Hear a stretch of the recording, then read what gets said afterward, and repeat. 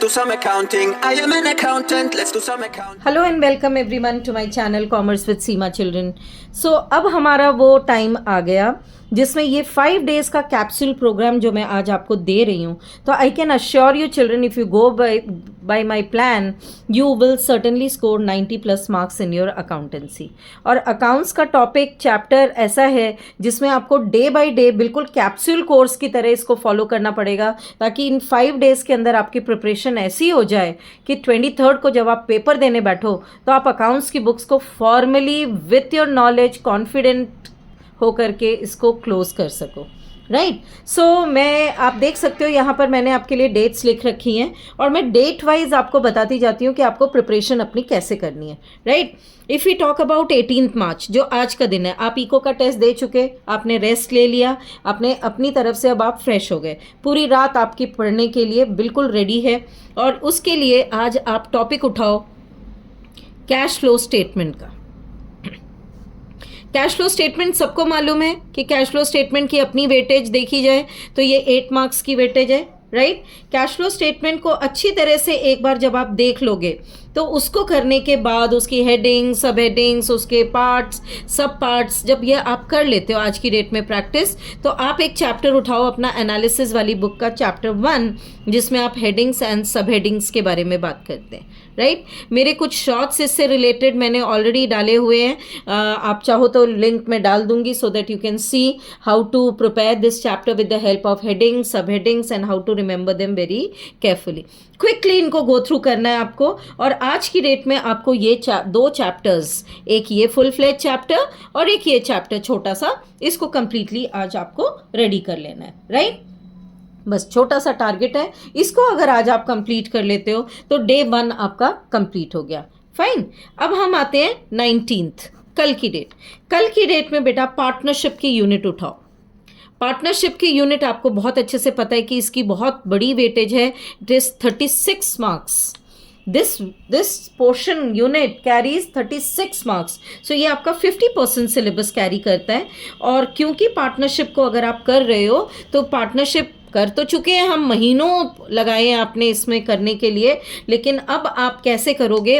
अब आप उठाओ प्रीवियस ईयर्स के क्वेश्चंस, प्रीवियस ईयर्स के क्वेश्चंस उठाओ बोर्ड में जो प्रीवियसली पूछे जा चुके हैं। और इस वक्त आपके पास इतना डेटा बैंक है स्कूल टीचर्स का, आपके प्री बोर्ड्स का, आपके एग्जाम्स का, कि आपको ये पता है कि प्रीवियस ईयर्स में कौन कौन से क्वेश्चंस पूछे जा चुके हैं फ्रॉम द पार्टनरशिप चैप्टर, और उनको आप अच्छे से कर लो। ठीक है, ये करने के बाद एक और बात मेरी मानना, टीएस गरेवाल में जो स्कैनर पोर्शन है हमारा, स्कैनर पोर्शन को एक बार अच्छे से कर लेना। और जब ये भी कर लो तो इम्पॉर्टेंट इलस्ट्रेशंस जो हैं आपकी, उनको ज़रूर गो थ्रू कर लेना। इम्पॉर्टेंट इलस्ट्रेशंस को अगर एक बार गो थ्रू कर लेते हो तो you will get the confidence that yes now I am thorough with the portion of partnership. और पार्टनरशिप में आपको भी पता है, अगर एडमिशन एंड रिटायरमेंट की बात है तो कैपिटल एडजस्टमेंट को देखना है, अगर रिटायरमेंट एंड डेथ की बात है तो लोन अकाउंट को भी आपको अच्छे से देखना है, to be paid in 2 parts, to be paid into how many installments, तो लोन अकाउंट देख लो, एग्जीक्यूटर अकाउंट देख लो, capital adjustments in retirement, in admission, all type of questions देख लो, वर्कमैन कॉम्पनसेशन रिजर्व से रिलेटेड एडजस्टमेंट्स वाले questions देखो। तो मतलब कोशिश ये करो कि आप सारे इंपॉर्टेंट क्वेश्चंस को कवर कर लेते हो। और जब ये सारा कुछ कर लो तो 7 बजे शाम को बैठ जाना आप एक पेपर करने। 7:15 तक रीडिंग टाइम ले लेना और फिर 7:15 से अपना राइटिंग टाइम स्टार्ट करना, जिसमें आप पार्टनरशिप पोर्शन का एटलीस्ट अगर चाहो तो सिर्फ पार्टनरशिप को करना, और नहीं तो फुल फ्लेज एक पेपर अटेम्प्ट करने की कोशिश करना विथ कंप्लीट नरेशन। अगर सेमी प्रिपेयर्ड हो तो सिर्फ पार्टनरशिप ले लेना, अगर फुल्ली प्रिपेयर्ड लग रहा है कि हाँ मैं अटेम्प्ट कर सकता हूँ बाकी, तो फुल फ्लेज पेपर करना। ठीक है, बट कोशिश करना कि जितना भी पेपर अटेम्प्ट कर रहे हो उसको इस पॉइंट ऑफ व्यू से करो कि ये मैं बोर्ड एग्जाम में अपने अटेम्प्ट कर रहा हूँ, hence it has to be in the complete format with complete narration and everything.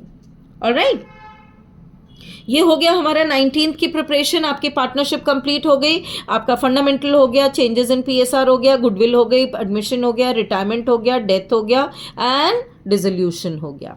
Right ये सारा कुछ कर लेने के बाद अब हमारे पास आ गया 20th मार्च। 20th मार्च की डेट में अब आप उठाओ अपना कंपनी अकाउंट्स। कंपनी अकाउंट्स आपको भी पता है कि इसमें अब 2 ही चैप्टर्स हैं, shares and debentures, issue of shares, issue of debentures. तो issue of shares and issue of debentures करने के लिए भी सेम यही पैटर्न अडॉप्ट करो, प्रीवियस ईयर्स के क्वेश्चंस देखो, स्कैनर देख लो एंड इंपॉर्टेंट इलस्ट्रेशंस को गो थ्रू करो, राइट टीएस गरेवाल की देख लो या फिर आप अपनी डीके गोयल की बुक देख लो, एनसीईआरटी को ओवरलुक बिल्कुल मत करना। So this is the time when you have to go through all the books and all the questions which are important illustrations भी देखो, स्कैनर भी देखो और प्रीवियस ईयर्स के कुछ क्वेश्चंस को डिफरेंट पैटर्न पे प्रैक्टिस करके देखो। प्रोराटा को ज़रूर करो क्योंकि आपको पता है प्रोराटा आएगा, फॉर फीचर आएगा, रीशू आएगा, ये तो कुछ क्वेश्चंस श्योर शॉट है कि आएंगे ही आएंगे। Am I right? So you know that what kind of questions are expected क्योंकि अब आप इतनी प्रैक्टिस कर चुके होते हो, राइट अब एक छोटा सा चैप्टर अपने पार्ट बी का उठा लो, analysis of financial statements. Theory chapter है, ज़्यादा प्रॉब्लम नहीं होगी। क्यों? क्योंकि आप हेडिंग्स एंड सब हेडिंग्स कर चुके, राइट हेडिंग्स एंड सब हेडिंग्स कर चुके, बाकी थियरी कर लो, चैप्टर 1 एंड चैप्टर 2 इसका उठा लो और उसकी थियरी को पूरा कंप्लीट कर लो। जब आप अपनी ये पूरी preparation on the basis of this strategy कर लेते हो तो फिर सेम उसी पैटर्न पर 7:15 पर अब आप एक पेपर करने बैठो और इस पेपर को अपने ट्यूटर्स से चेक करवाओ या फिर आप जिसकी भी गाइडेंस में अब आप पढ़ रहे हो उनसे चेक ज़रूर करवाओ, so that you come to know that what are my lacunas and then you can work on that. Alright, so this is the way you have to practice. कोशिश करो कि आप टाइम स्केड्यूल को maintain करके रखो और उसके accordingly practice करो क्योंकि प्रैक्टिस जितनी होती जाएगी उसके बेसिस पर आपको पता चलता जाएगा कि मेरे क्या एरर्स हुए हैं, मुझे उसको कैसे ठीक करना है, प्री बोर्ड्स में आपने कौन से एरर्स किए हैं जिसकी वजह से स्कोर नहीं कर पाए, मार्क्स कटे, कहाँ मार्क्स कटे, उन सब चीज़ों को एक बार अच्छे से गो थ्रू करो, राइट एंड एनसीईआरटी को ओवरलुक बिल्कुल मत करना क्योंकि एनसीईआरटी से आपकी थियरी क्वेश्चंस बेस्ड हैं। ये हो गया, राइट अब हम आते हैं अपने किस पे, 21 मार्च पे। जब हम 21 मार्च पे आते हैं तो 21 मार्च को आपको क्या करना है, आपको अपनी, अब देखो एक तरह से देखा जाए पार्टनरशिप हो गई और कंपनी हो गई। एनालिसिस में से हमने एनालिसिस ऑफ फाइनेंशियल स्टेटमेंट यहाँ पर कर लिया, हेडिंग एंड सब हेडिंग हमने यहाँ कर ली थी, कैश फ्लो स्टेटमेंट हमने यहाँ कर लिया था, बचे हमारे ratios, right and comparative and common size statements. तो एक तो वो चैप्टर्स उठा लो, कंपैरेटिव एंड कॉमन साइज, और इसमें बहुत ज़्यादा मेहनत तो है नहीं, ये आपको भी पता है। कंपैरेटिव एंड कॉमन साइज में बेसिक टेक्निकलिटीज़ को ध्यान रखो ताकि कहाँ प्रॉब्लम हो रही है कैलकुलेशन में। ये देखने में जितना सिंपल दिखता है कैलकुलेशन में उतना ही टाइम कंज्यूमिंग हो जाता है, so your calculation has to be very fast here, right. Comparative and common size हो गई एंड रेशियो एनालिसिस हो गया। ये आपने चैप्टर्स को यहाँ पर कर लेना है, ठीक। ये कर लेने के बाद आपने यहाँ पर अपने जो 2 पेपर्स किए हैं उनकी क्रिटिकल एनालिसिस करो, बिकॉज क्रिटिकल एनालिसिस करने से ही पता चलेगा कि where have I gone wrong, what did I do wrong, और डिस्पाइट इतनी प्रिपरेशन के अभी भी मेरी वो मिस्टेक्स हो रही हैं जो मैंने शायद फर्स्ट टर्म में भी करी थी, प्री बोर्ड्स में भी कर दी थी और अभी भी मेरे से वो केयरलेस मिस्टेक्स हो रही हैं। So please go through such problem areas of yours. उन प्रॉब्लम्स को देखोगे तो समझ आएगा कि उनको मुझे कैसे ठीक करना है और फिर अब जा कर के आप उस पोजीशन में आते हो कि अब आप फुल फ्लेज क्वेश्चन पेपर अपना सॉल्व करते हो। सो यहाँ पर आपको 2 पेपर्स सॉल्व करने हैं। एक करना है मॉर्निंग में as per the board timings,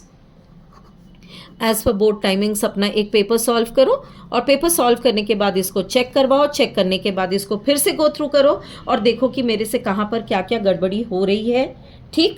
और फिर जब ये पूरा हो जाता है तो आप एक शाम को पेपर करो, वही 7 to 7:15 की अपनी रीडिंग टाइम लेकर के 7:30 to 10:30 पेपर किया, उसको फिर सॉल्व करा, चेक करा, देखा एज पर कंप्लीट फॉर्मेट जो आप बोर्ड एग्जाम में 23rd को करेंगे, उसको आपने देखा, क्रॉस चेक कराया और जब चेक करवाने के बाद आपको अपनी प्रॉब्लम्स पता चल गई तो अब आप उसको देख लो कि मुझे उसको ठीक कैसे करना है, राइट।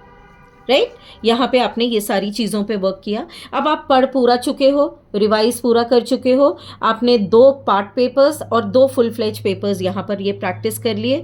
जब ये सारा कुछ आप कर चुके हो तो now you are completely prepared.